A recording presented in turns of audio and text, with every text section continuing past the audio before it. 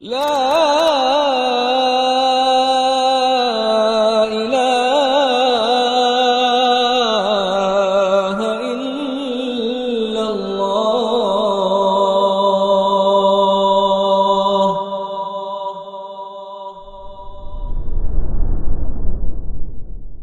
Assalamualaikum warahmatullahi wabarakatuh. Innal hamdalillah nahmaduhu wa nasta'inuhu wa nastaghfiruh wa na'udzu billahi min shururi anfusina wa sayyiati a'malina. May yahdihillahu fala mudilla lahu wa may yudlil fala hadiya lahu.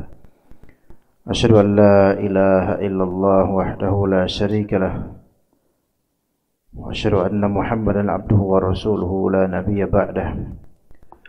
يا أيها الذين آمنوا اتقوا الله حق تقاته ولا تموتن إلا وأنتم مسلمون. يا أيها الناس اتقوا ربكم الذي خلقكم من نفس واحدة وخلق منها زوجها وبث منهما رجالا كثيرا ونساء واتقوا الله الذي تساءلون به والأرحام إن الله كان عليكم رقيبا. يا أيها الذين آمنوا اتقوا الله وقولوا قولا سديدا يصلح لكم أعمالكم ويغفر لكم ذنوبكم ومن يطع الله ورسوله فقد فاز فوزا عظيما. فإن أصدق الحديث كتاب الله وخير الهدي هدي محمد صلى الله عليه وسلم وشر الأمور محدثاتها وكل محدثة بدعة وكل بدعة ضلالة وكل ضلالة في النار. Amma ba'd. Para ikhwah sekalian yang dirahmati oleh Allah Azza wa Jalla, kita sampai di salah satu bab dalam kitab At-Tauhid, pembahasan yang khatir, pembahasan yang seharusnya sering dibahas dan menjadi peringatan untuk kita semua dalam beramal, juga dalam bermanhaj salaf. Karena dengan mudahnya teknologi yang Allah Ta'ala berikan di zaman ini membuat banyak manusia dan kaum muslimin melupakan adanya mara bahaya yang begitu besar dan lembut penyebabnya, yang disebut dengan riya, dan juga disebut oleh Syekh Muhammad bin Abdul Wahhab iradatul insan bi'amalihi ad-dunya, yaitu seorang manusia menginginkan dunia dengan amal solehnya, melalui amal solehnya. Jadi amal soleh ini menjadi tunggangan dan dunia menjadi tujuan. Dan hal ini menimpa atau sangat rentan muslim tertimpa akan mara bahaya yang lembut namun menjerumuskan ini. Karena rupa-rupanya ini termasuk bagian dari syirik yang selama ini kita perangi. Bagaimana berbahayanya suatu hal yang kita perangi dan ternyata ada pada diri kita sendiri. Kalau kita memerangi musuh yang zahir, seperti orang yang kufur kepada Allah, membangkang, dan mereka menampakkan permusuhan pada kita, kita memerangi mereka secara zahir, lisan, batin, anggota tubuh kita perangi mereka, itu zahir, jelas. Dan kita mudah mendeteksi keberadaan mereka, melacak di mana mereka, rumah mereka, tempat mereka, persembunyian mereka, itu zahir. Tetapi ketika yang kita musuhi adalah apa yang justru selama ini menjadi bahan dan dasar amalan kita, ini sulit dan perlu scanning setiap hari, setiap saat, setiap beramal. Perlu kita diingatkan berulang-ulang. Seringkali ketika kita membahas tauhid, akidah, tauhid, waspada akan syirik dan semisalnya, kerap kali kita membelokkan refleksi ke pihak lain. Imma bukan golongan kita, imma bukan diri kita. Kalau kita refleksikan kepada yang bukan golongan kita refleksikan kepada saudara-saudara kita yang ke kuburan keramat lah dan seterusnya. Seringkali ke sana gitu loh. Atau ke orang-orang kafir atau ke yang bertawassul dengan mayit dan seterusnya. Betul itu syirik, betul. Tetapi kita kadang kurang menasihati jemaah kita, ikhwan-ikhwan kita.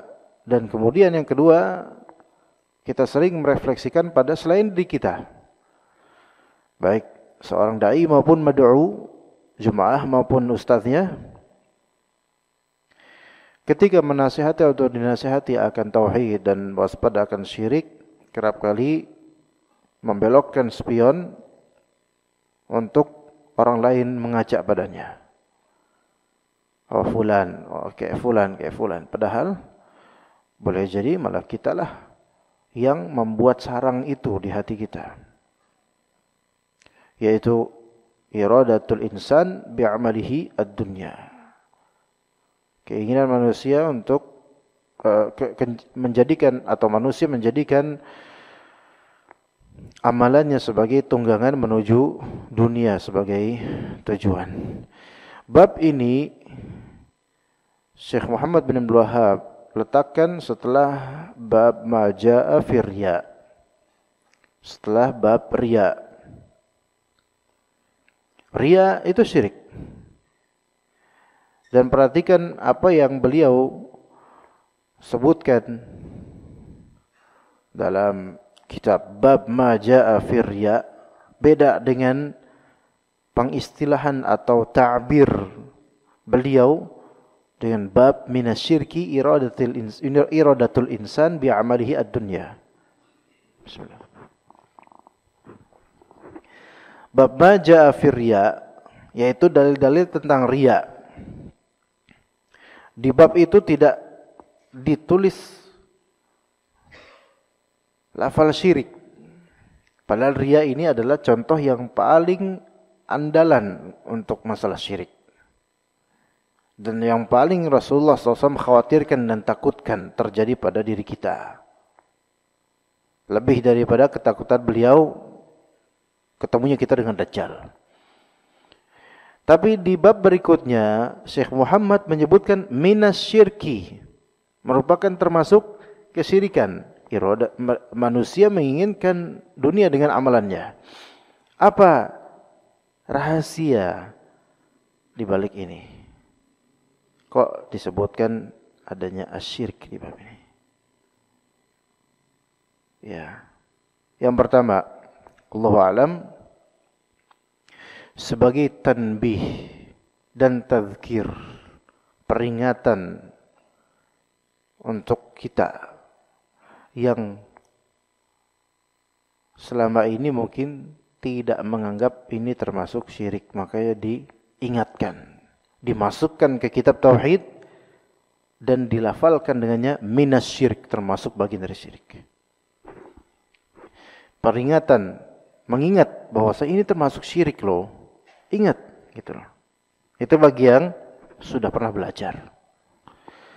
Yang kedua, ta'lim. Memberitahu, ikhbar, memberitahu bagi yang belum tahu, yang selama ini menyangka bahwasanya ini bukan termasuk syirik. Dan memang banyak orang menyangka bahwasanya menunjukkan amalnya untuk menggapai dunia itu dikatakan bukan termasuk syirik. Banyak orang menyangka seperti itu. Terlebih yang belum belajar. Ya. Itu kita bahas tadi apa adanya tambahan minasyirik. Kalau bisa mungkin bisa sama seperti bab sebelumnya, bab ma jaa fi iradatil insan bi amali dunia, itu bisa sebenarnya harusnya. Tapi kenapa disebutkan minas syirik, termasuk syirik iradatul insan bi amali dunia. Dan riya kenapa tidak bab minas syirki ar-riya, kan bisa gitu. Riya termasuk syirik bisa gitu. Tapi pengistilahnya beda oleh Syekh Muhammad. Kemudian iradatul insan, al-insan. Kenapa di sini Syekh Muhammad menyebutkan al-insan, manusia? Tidak menyebutkan dengan lafal iradatul muslimi atau iradatul abdi bi amali dunia. Kenapa? Wallahu alam, sebabnya adalah Syekh Muhammad mengistilahkan ini, menyebut ini dengan insan, bukan dengan hamba, bukan dengan muslim. Karena sepertinya beliau ingin mengingatkan kepada kita bahwasanya al-ba'ith atau faktor dan penyebab seseorang menunggangi amalnya demi dunia adalah kemanusiawian dia. Karena kalau dengan iradatul abdi, penyebabnya kehambaan dia, bukan. Penyebab iradatul muslim, penyebabnya keislaman dia, bukan. Tapi iradatul insan, penyebabnya keinsanan dia, kemanusiaan dia. Dan insan dari kata uns dan mu'anasah, yaitu dekat dan sayang. Artinya faktor seorang manusia menunggangi amalnya demi dunia itu supaya bisa nyaman hidupnya, dekat dengan orang-orang. Makanya orang-orang yang tinggal di hutan, nggak ada yang seperti ini. Mencari dunia dengan amalnya, karena dia tinggal di hutan. Enggak, jarang. Arti lainnya, semakin seseorang itu punya banyak teman, punya banyak kenalan, punya banyak murid, semakin berpotensi untuk ini.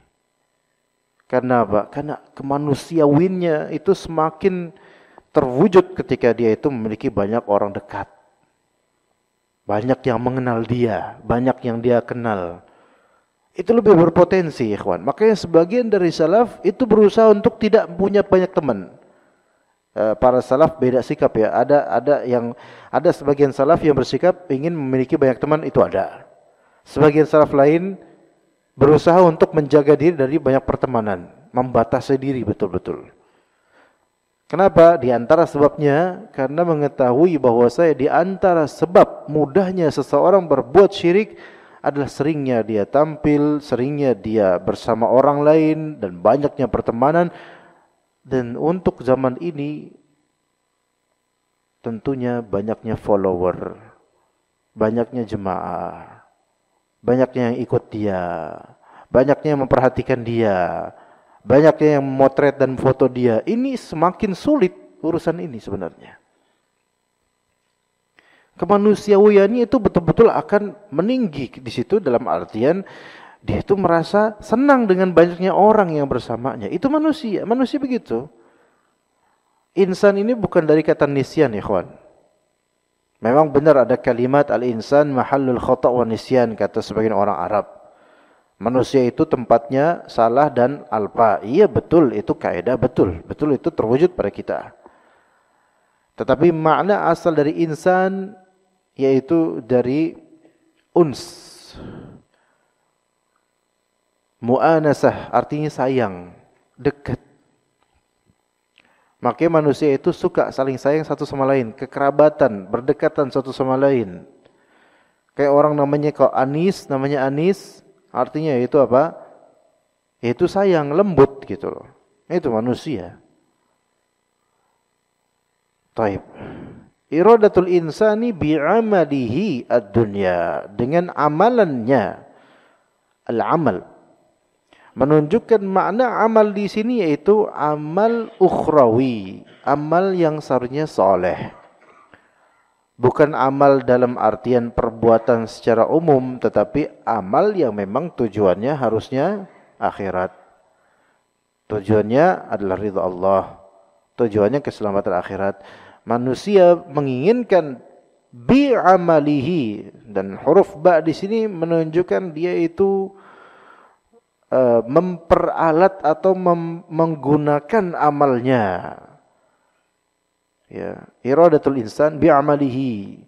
Ad-dunya di sini maf'ul, yaitu objek dari iradah. Objek dari keinginannya adalah dunya. Dan dunya makna aslinya dunya yaitu al-hayatud dunya.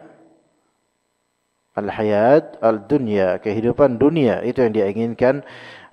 Dunia maknanya adalah bisa dimaknai qurba atau bisa dimaknai hayyinah. Atau bisa qurba yaitu dunia maknanya paling dekat. Karena kehidupan dunia, kehidupan yang paling singkat dibandingkan dengan kehidupan barzakh dan apalagi kehidupan ukhrawi yang abadi. Itu makna pertama. Makna kedua dari dunia yaitu jani'ah. Hina, paling rendah. Jadi dunia ini secara bahasa Arab dia sewazan dengan fu'la, husna, ulya. Itu sewazan dengan fu'la, dunia, husna, ulya dan seterusnya. Dan dia termasuk superlatif yang muannats. Kalau misalnya superlatif yang muzakkar, adna. Adna ya. Dan superlatif yang muannats dunia karena hayat, sifat untuk hayat, muannats hayat tak marbutah, maka dunia, kehidupan dunia. Ya. Dan dunia ini menunjukkan dua hal. Pertama, yang paling ringkas, paling singkat. Karena sebentar, paling 70 tahun, 80 tahun itu singkat dibandingkan dengan barzakh apalagi akhirat. Makna kedua dari dunia adalah yang paling rendah. Makanya diturunkan ke dunia. Nabi Adam diturunkan ke dunia. Asfalas safilin. Dunia ini yang makna asfalas safilin, di antara maknanya adalah dunia ini paling aspalnya aspal gitu, paling bawahnya. Jadi asfal itu yang paling bawah. Innal munafiqina fid darkil asfali minan nar. Munafik itu berada di derajat paling asfal, paling rendah. Dari dunia ini paling rendah. Ya. Dunia ini paling rendah. Itu makna kedua. Nah, kalau objek amalan insan adalah dunia, berarti kan dia itu menginginkan sesuatu yang paling cepat, paling ringkas, paling simpel nikmatnya dan juga paling rendahan. Maka tauhid itu sebenarnya mentarbiah seseorang untuk memiliki uluwil himmah, yaitu cita-cita yang tinggi, yaitu akhirat. Bukan sebatas kenikmatan dunia yang sebentar dan rendah kenikmatan dunia itu jika dibandingkan dengan kenikmatan akhirat. Dan bab ini adalah bab yang mustaqil, independen, berbeda dari bab maja'a fir riya. Riya ada sendiri, sementara bab ini ada sendiri. Kalau riya biasanya endingnya hanya cukup al-madah fil ibadah, yaitu pujian orang terhadap ibadah dia. Itu endingnya khalas. Kepuasannya itu ada di pujian orang. Baik pujian itu kepuasan akhirnya, walaupun tidak akan pernah puas karena akan ria-ria terus, tapi yang terpenting dilihat orang. Pertama, stepnya adalah yang penting dilihat orang, itu ria. Kemudian menuju ke bagaimana caranya supaya orang bisa menyukai atau memuji dia dengan amalan dia, itu ria. Dan memuji itu bisa dengan lisan, bisa dengan jemari, menekan tombol like. Itu termasuk pujian atau menekan tombol yang ada love-nya. Itu termasuk memuji. Kalau itu yang dia cari dengan amalnya, maka masuk ke dalam hal ini, riya.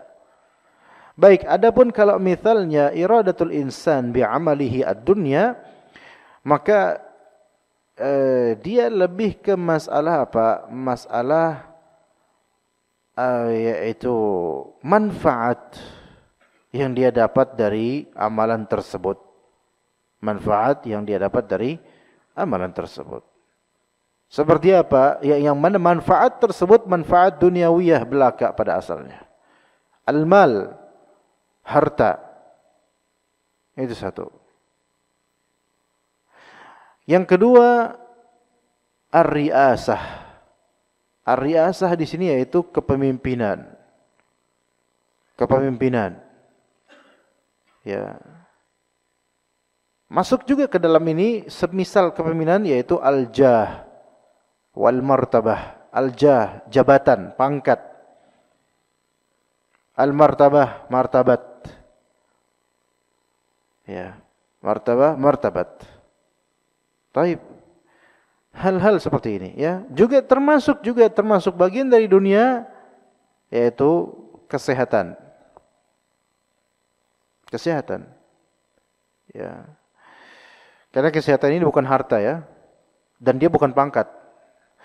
3 sampel dunia ini luas contohnya, tapi yang paling luas adalah harta, kemudian apa? Jabatan, pangkat, riasah, termasuk juga anggapan orang-orang terhadap dirinya. Itu masuk ke dalam kriteria atau ke dalam circle martabat dan semisalnya.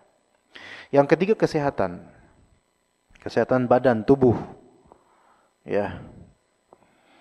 Walaupun yang ketiga ini lebih sempit insyaallah ya, sehingga kadang-kadang ya tidak menjadi contoh di bab-bab seperti ini. Taib. Seperti apa tadi yang pertama? Mal. Kalau Syekh Utsaimin rahimahullah memberi contoh kaman adzana liya'khudha ratibal muadzin. Seperti misal orang yang azan dan tujuan dia azan murni untuk apa? Mengambil gaji muadzin supaya dapat fulus, mal. Kalau ini contohnya, maka ada yang lebih lagi, contoh yang lebih masuk untuk fenomena zaman sekarang, yaitu berdakwah untuk dapat fulus, amplop, transferan, dan iba jemaah. Yang seperti ini dikhawatirkan masuk, sangat dikhawatirkan masuk bab ini.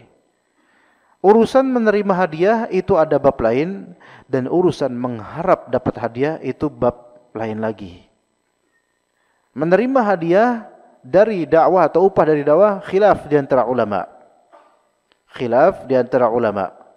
Ada yang mengharamkan secara mutlak dan ada yang membolehkan secara mutlak dan ada yang mentafsil atau merinci, dan yang sahih adalah merinci. Namun di zaman sekarang kadang menerima hadiah itu sesuatu yang mau enggak mau diterima gitu loh. Ya, ala kulli hal, kita enggak merinci banyak tentang hal ini.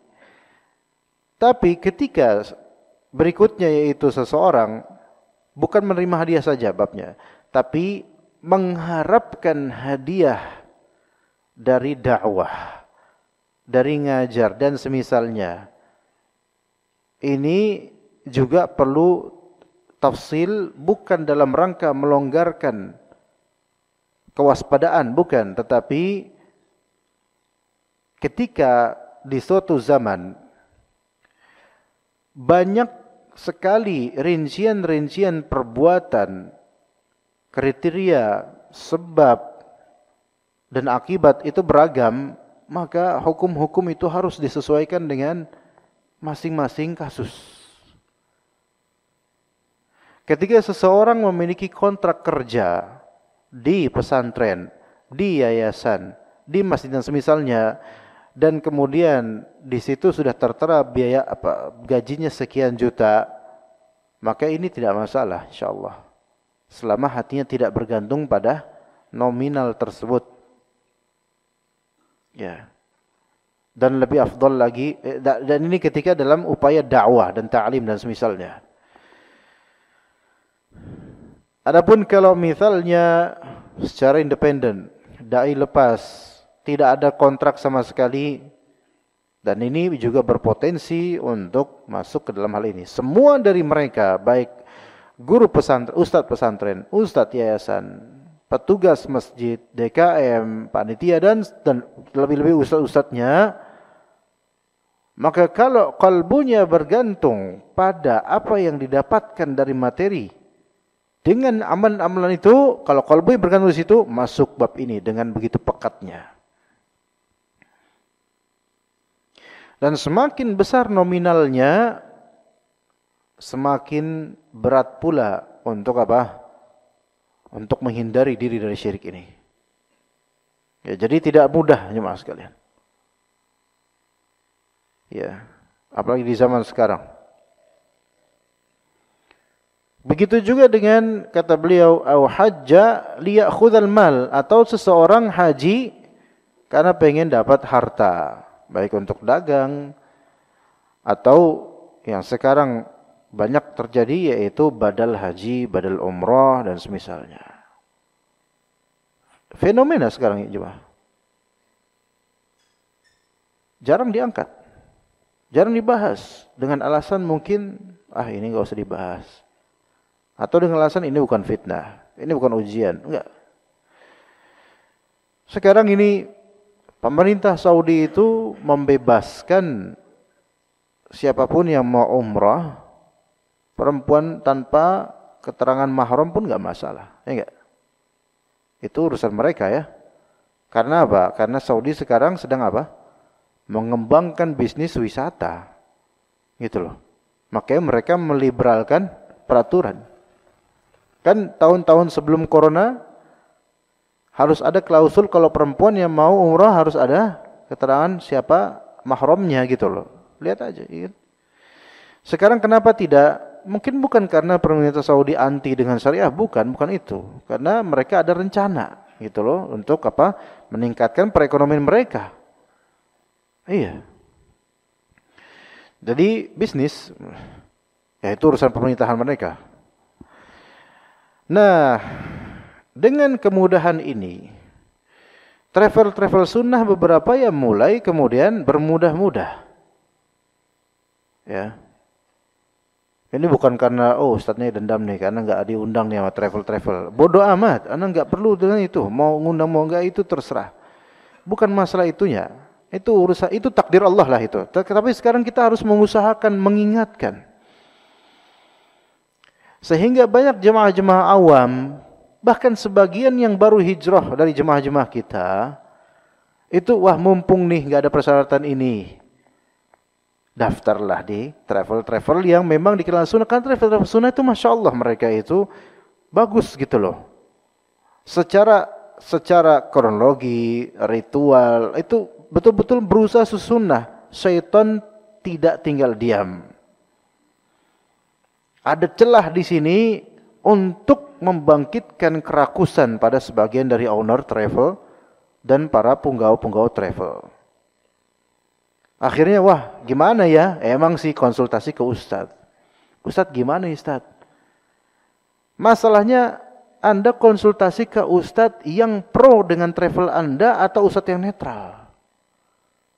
Kalau konsultasi pada Ustadz yang selama ini Anda berikan rizki padanya, dia enggak enakan memberikan fatwa yang berseberangan dengan hawa nafsu Anda, wahai pemilik travel. Oh enggak apa-apa Pak, itu mah itu urusan mereka. Yang penting kita ini hanya memberikan jasa saja. Sebentar, hati-hati. Berikan nasihat pada orang-orang yang pengen umrah tanpa mahram, perempuan-perempuan itu. Banyak yang kemudian diterima. Yang dulu travel sunnah itu banyak yang sangat ketat dalam masalah ini, sekarang mulai longgar. Ya, alasannya banyak. Oke, kita terima beberapa alasan insyaallah. Cuma sangat kelihatan ketika sekarang bisnis travel begitu mendunia. Travel itu untuk apa? Untuk umroh kan? umrah. Taib. Kita ini ketika memang dikenal sebagai suatu yayasan, lembaga, atau usaha yang ada label sunnahnya, maka proporsional dong dalam bersunnah gitu loh. Ya. Didik orang-orang padanya dan orang yang menujunya menuju sunnah Nabi SAW. Jangan kemudian ketika dunia sudah dibuka oleh Allah Azza wa Jalla mulai kendor, kemudian malah enggak ada bedanya dengan travel-travel yang tidak nyunnah.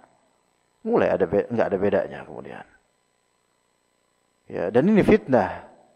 Yang seharusnya para ustadz-ustadz yang biasa bercokol di travel-travel tersebut menasehati ownernya, bukan malah bermuka minyak dengan ownernya. Jangan karena ownernya itu orang kaya.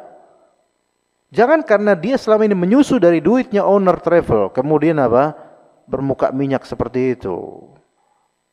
Bercanda dalam masalah-masalah hal-hal yang sebenarnya tidak perlu dicandakan, dan ini bagian dari syariat. Dan kemudian apa yang dikatakan oleh owner, oleh orang pemilik travel ya, owner itu pemilik ya, diamini begitu saja tanpa ada nahi munkar, tanpa ada nasihat sembunyi maupun terang-terangan, tidak ada. Karena apa? Karena ada kekhawatiran apa? Kalau saya nasihatin owner, boleh jadi saya didepak dari owner ini, dari travel ini, saya nggak diundang lagi. Ini harus memerlukan ketegasan dari dai-dai. Dan juga tulabul ilm, teman-teman di sini, para penuntut ilmu siapapun itu yang sudah belajar, sudah bertahun-tahun belajar, punya teman owner travel, nasihati, ingatkan.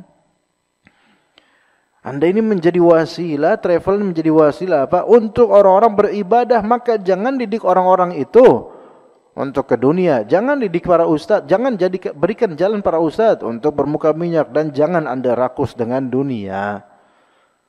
Begitu. Kasih tahu teman-temannya jemaah sekalian. Atau mungkin di antara antum di sini adalah orang yang punya usaha di sini, atau kerja di tempat ini. Ini peringatan. Ya, mungkin tanyakan pada diri sini, mana lagi peringatan seperti ini? Di mana lagi kita dapatkan peringatan seperti ini jemaah? Ini hal-hal yang mana kita umrah itu di ibadah. Betul ada bisnis di situ karena memang kita membutuhkan bisnis. Iya betul. Tapi hati-hati. Di sini hati-hati. Ya. Al-mal, harta sekarang, Masya Allah, harta. Yang bisa kita lihat ketika seseorang sudah mulai kemaruk dengan harta, sampai dia mengorbankan amal solehnya demi itu. Akhirnya hukum-hukum berubah. Yang dulunya saleh, istiqamah, iltizam dengan sunnah, kok kayak gini sekarang gitu loh. Ya, itu yang pertama. Yang kedua, martabah. Martabah ini martabat, ya, jah, pangkat, riasah, kepemimpinan. Ya. Di antara fitnahnya juga adalah, dan ini kita mengupas hal-hal ini mungkin menyinggung beberapa pihak, tapi kita nggak menyebutkan nama siapapun, nama gelar siapapun, nggak. Tapi harus diingatkan,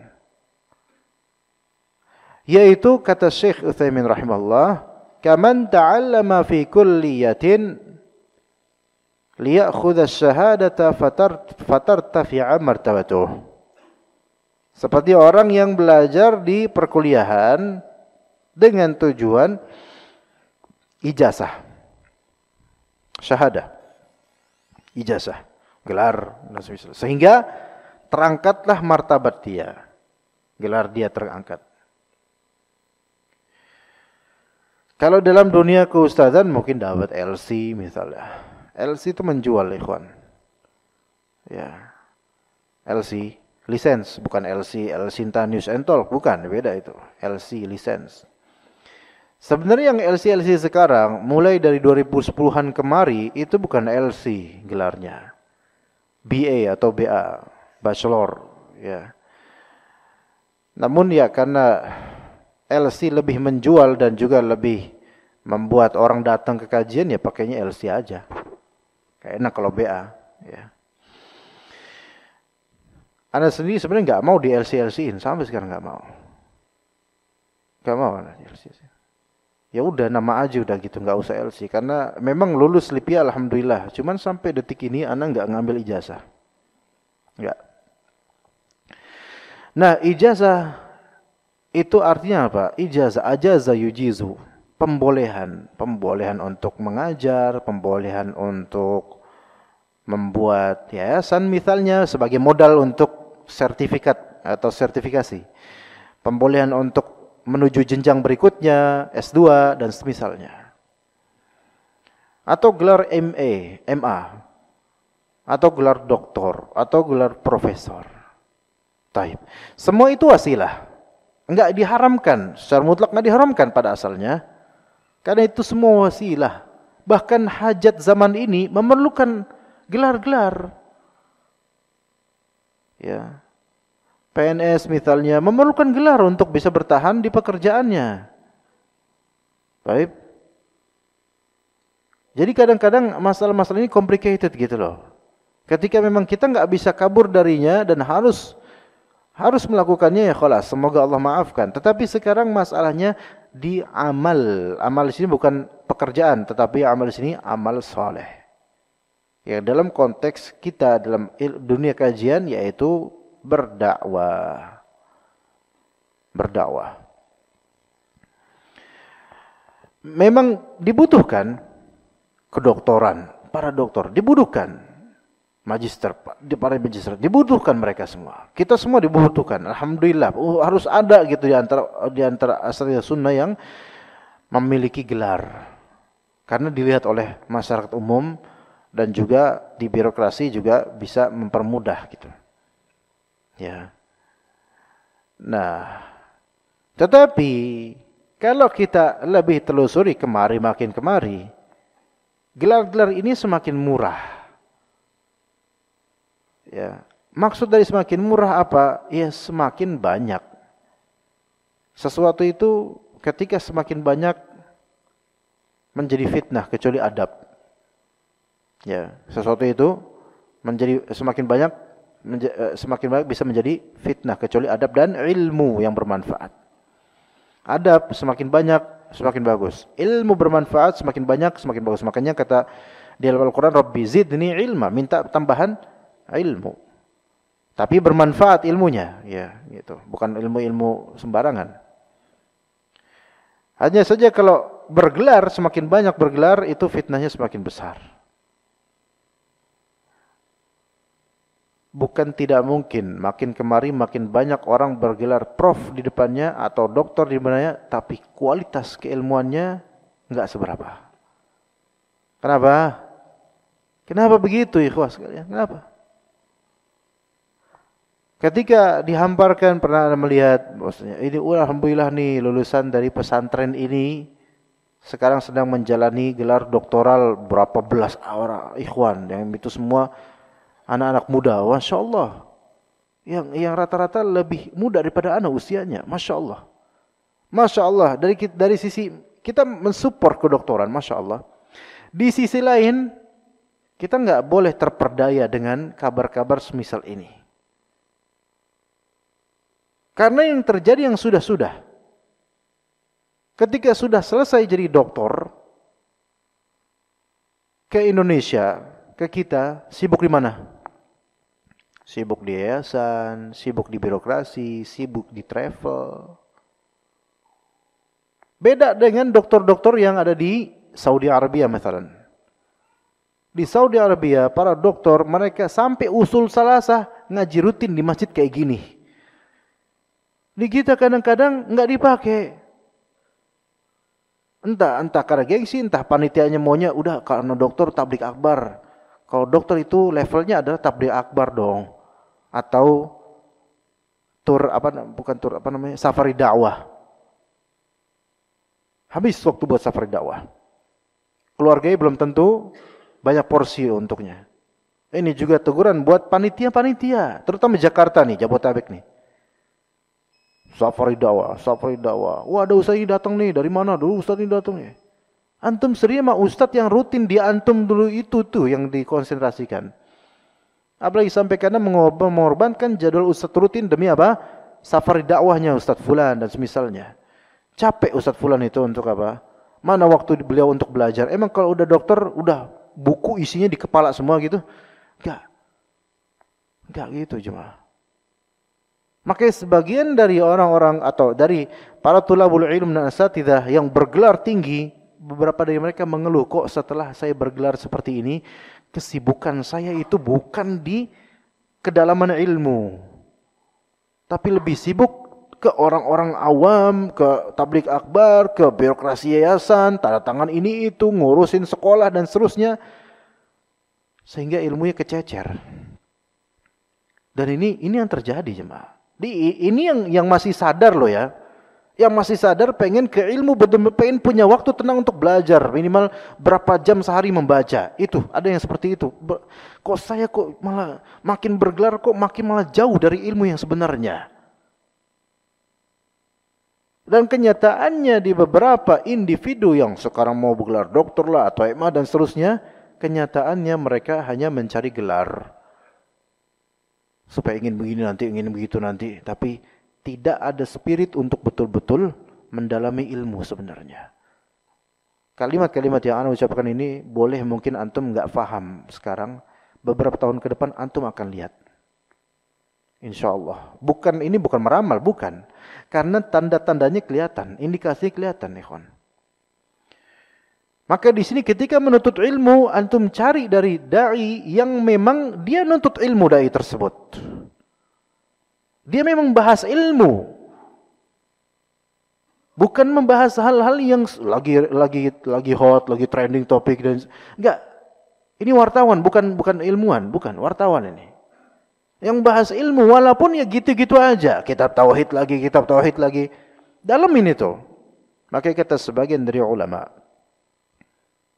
membaca satu kitab berulang kali, 3 kali, 4 kali, itu lebih afdal daripada antum membaca 3 kitab dalam satu tema. Artinya, fokus itu lebih afdal.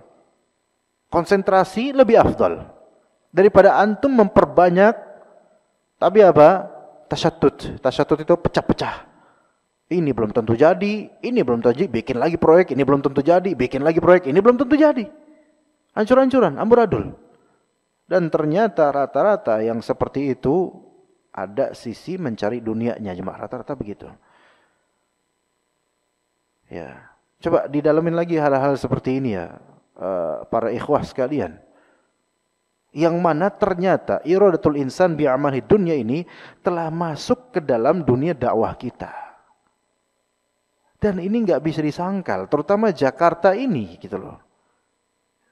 Yang mengangkat pembahasan seperti ini sebenarnya jarang. Karena apa? Karena rata-rata enggak takut. Oh, kalau saya ngomong gini, saya melawan dakwah sunnah dong. Enggak usah ngomong kayak gitu. Justru kita sayang dengan dakwah sunnah. Ini yang harus dikoreksi. Jangan sampai dakwah sunnah ini berguguran kualitasnya gara-gara menginginkan mal dan martabah. Rizki dari Allah. Hadiah kalau itu dari jemaah, alhamdulillah. Kalau dari kami, alhamdulillah, keberkahan buat semuanya insyaAllah. Tapi hati-hati dengan ini niatan. Kalau sudah menginginkan dari dakwahnya, dari penyelenggaraan dakwahnya dunia, maka hati-hati. Kalau antum adalah pejabat, antum menjadi ketua RT, antum membuat fasilitas ini, fasilitas itu. Untuk apa? Misalnya, untuk apa? Supaya nanti ada pemberitaan, oh RT ini RT teladan, masuk koran, masuk berita, menjadi laporan di kantor, menjadi promosi nanti, jabatan. Itu dunia, bukan amalan akhirat. Kalau sekarang kita ini dakwah atau panitia menyelenggarakan dakwah untuk prestige dan mendapatkan privilege, apa bedanya sama ketua RT fulan? Buat apa? Gitu loh. Buat apa? Kita akan belajar nih untuk beramal. Tujuan akhirnya beramal. Tujuan akhirnya adalah mendapat ridha Allah dengan wasilah beramal. Maka hati-hati dengan ini.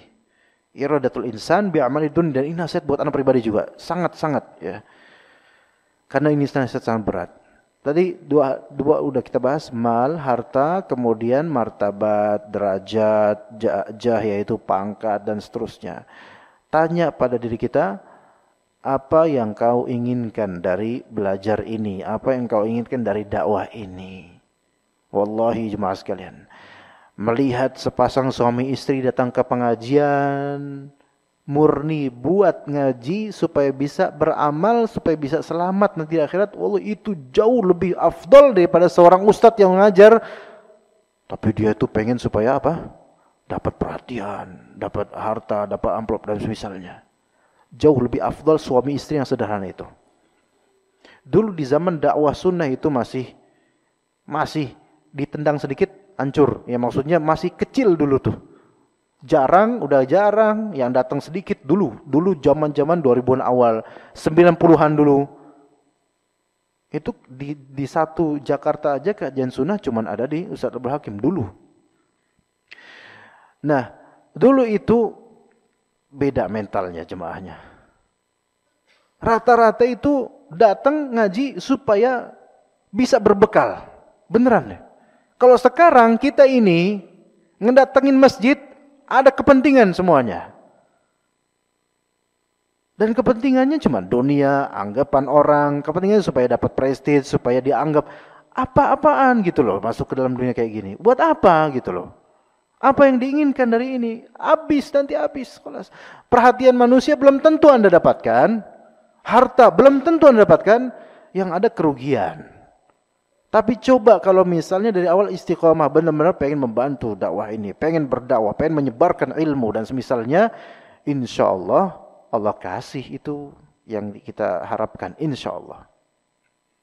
Makanya kata Allah Azza wa Jalla, "Man kana yuridul hayata dunya wa zinataha nuwaffi ilaihim a'malahum fiha."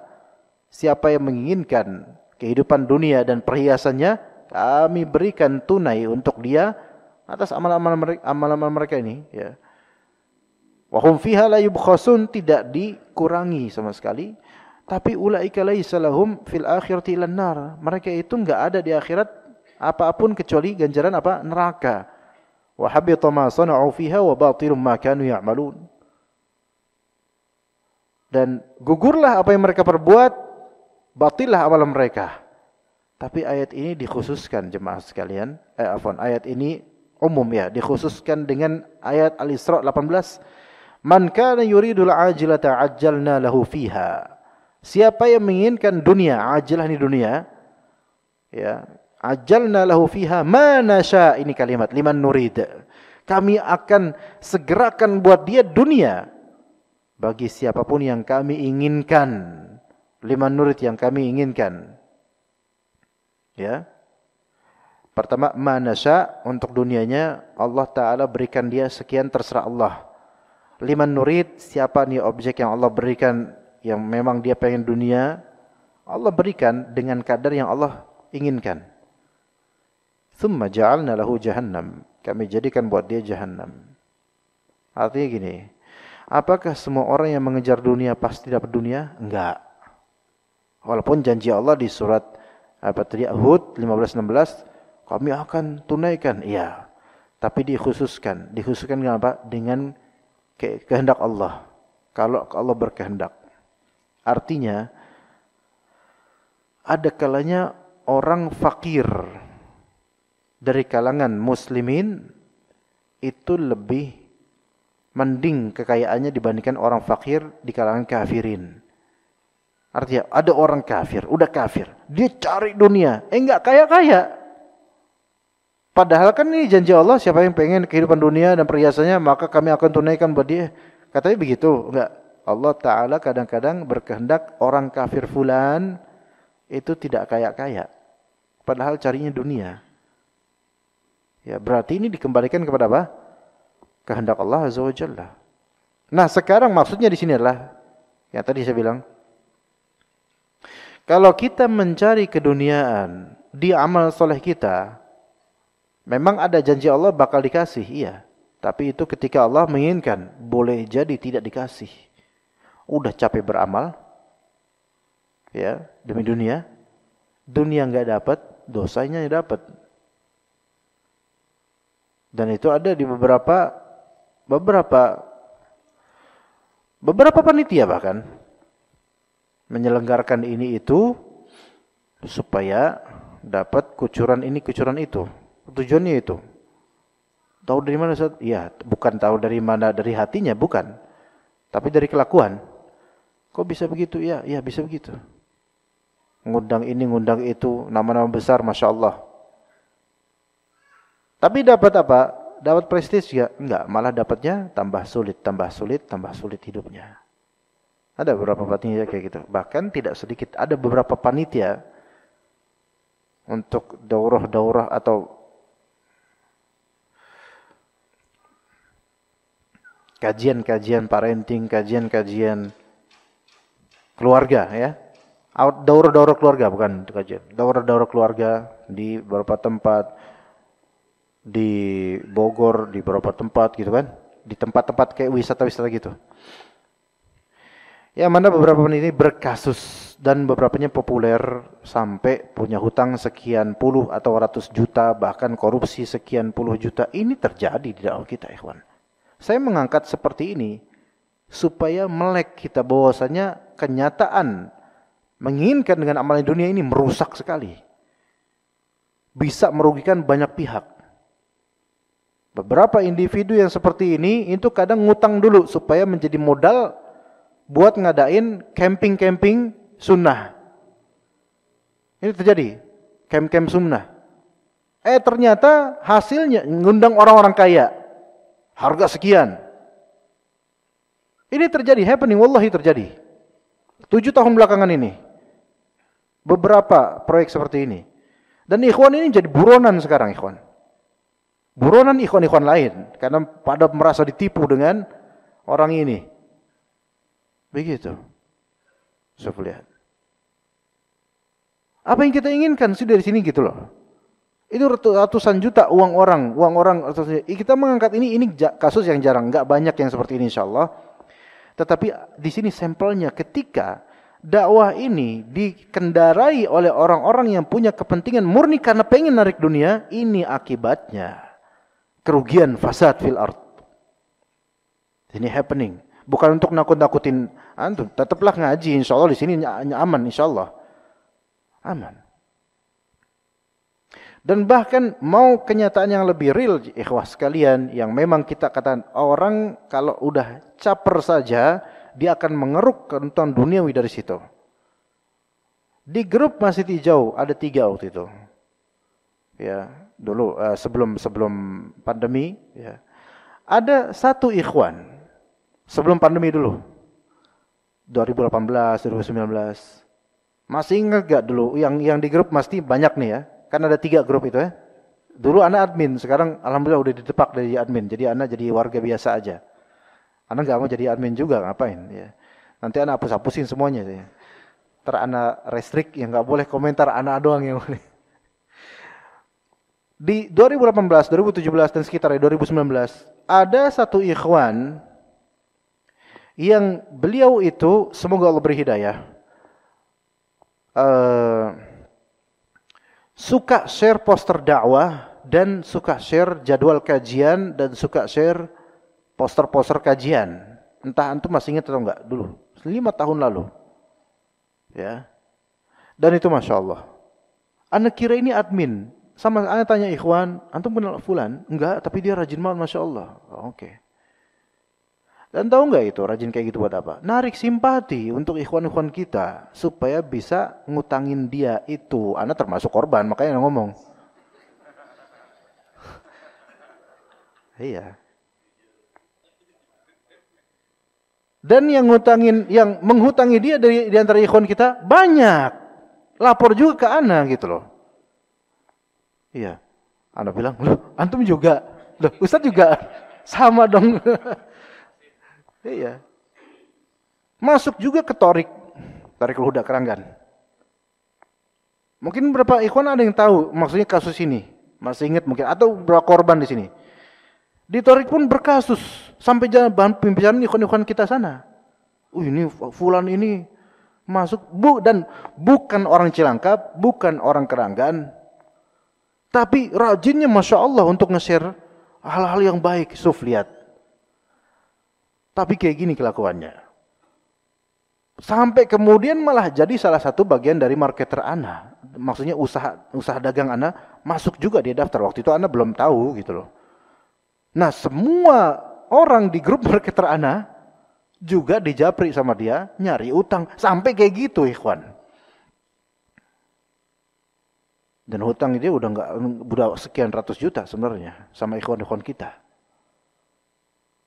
Jadi nyari apa? Dan dari ratusan juta nggak ada yang dibayar. Ana sampai sekarang, ikhwan, dari 2018 nggak perlu tahu berapa nominalnya, sampai sekarang dia termasuk missing people gitu, orang yang hilang nggak tahu mana. Ya, Anda nggak perlu banyak lebih cerita tentang orang ini. Entah, wallahu alam sekarang di bumi bagian mana atau di goa mana, nggak tahu. Sampai berapa ikhwan sudah memperkarakan dia, pengen nanggil polisi, tapi kita itu, ikhwan kita alhamdulillah terlalu lembut orangnya, terlalu ikhlas. Jangan dipolisiin, kesian. Ya udah, gitu aja terus. Pernah track kabarnya dia ada di Tasik, pernah di track kabarnya ada di Bandung sekarang, dan nggak tahu, udah nggak tahu, udah mungkin udah pindah planet, ya Allah alam. Tapi di sini rusak. Apa rusaknya? Banyak harta orang akhirnya tersedot dengan ini. Ini terjadi. Dan beberapa ikhwan ada yang seperti ini. Karena apa? Ketika dia mendekati ustadz, masuk ke grup-grup pengajian, menampakkan seolah-olah apa? Soleh, kemudian semangat nuntut ilmu. Ya bukan berarti kita harus suudzon sama orang, tapi waspada itu penting. Bukankah begitu Pak Rosadi? Iya. Betul nggak Pak? Betul. Tahu. Makanya hati-hati jemaah sekalian. Dan ini untuk nasihat untuk diri kita. Kalau ketika kita masuk ke dalam keilmuan, ilmu amal, tapi udah ada masuk ke dunia yang kita endus, nggak jauh nanti jadi kayak gini, rusak. Ya. Ini nasihat buat Anda dan antum jemaah sekalian. Tidaklah Anda mengangkat hal-hal seperti ini melainkan sebagai ibrah, bukan untuk disohorkan, tapi sebagai ibrah, pelajaran bahwasanya kerusakan itu akan terjadi kalau kita udah mengkontaminasikan yang tadinya jernih, kita keruhkan. Tapi insyaallah di masjid yang mulia ini, dengan kepengurusan yang Anda sangat kagumi, kebaikan yang ada padanya, insyaallah Allah jaga. Tapi kita harus saling support dan nasihatin. Harus diingatkan, gitu loh. Harus diingatkan. Peringatan itu kadang-kadang pahit, tapi disitulah kita tahu mana yang memperhatikan dan mana yang tidak. Ya, semoga Allah Ta'ala jaga ana dan juga antum. Ihfazillaha yahfazka, ihfazillaha tajidhu tujahaka. Doa ana buat diri ana dan juga kita semua, teman-teman rekan panitia, para penuntut ilmu, para ikhwan dan akhwat yang hadir di majelis, baik majelis ini atau majelis lainnya di masjid hijau seluruhnya. Semoga Allah Subhanahu wa taala luruskan niatan kita dan pertegak amal soleh sampai kita bertemu dengan Allah Azza wa Jalla di akhir nanti dalam keadaan Allah taala memaafkan kesalahan-kesalahan kita dan menerima amal-amal soleh kita. Sallallahu ala nabiyina Muhammad wa ala alihi wa sahbihi ajma'in. Subhanakallahumma bihamdika asyhadu an la ilaha illa anta astaghfiruka wa atubu ilaik. Assalamualaikum warahmatullahi wabarakatuh.